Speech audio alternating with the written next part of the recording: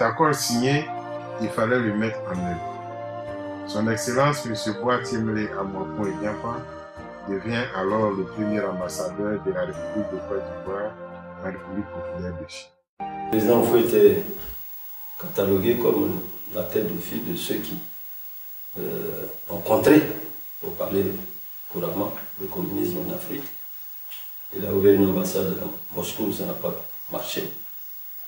Et il m'a envoyé à Pékin pour que je rétablisse des relations d'amitié, de confiance et surtout de compréhension réciproque.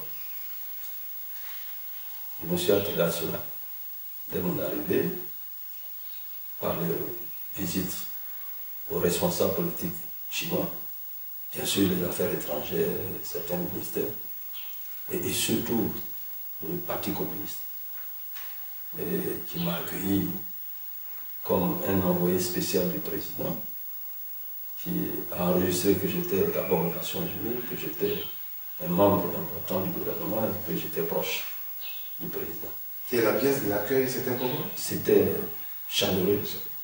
De temps en temps, j'étais même surpris. On m'a offert des dîners qui étaient réservés, puisque je suis resté longtemps, je puis savoir ça, au Premier ministre de passage ou quelque chose de ce genre. Et donc, mon action, c'était ça. Aller vers les responsables chinois, les amener à comprendre la politique du président Faure dans tous les domaines et la portée de son action, et pour la Côte d'Ivoire et pour l'Afrique.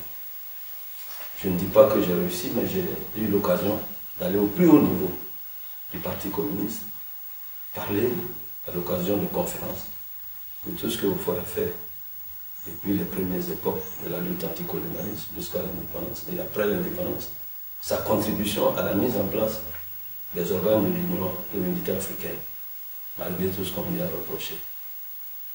Et je pense que ce côté-là a été très bien perçu, puisque j'ai pu déclencher pratiquement dans les 3 mois de mon arrivée un mouvement de responsables chinois venant en Afrique, en Côte d'Ivoire, et en retour l'accueil de délégations ivoiriennes à Pékin.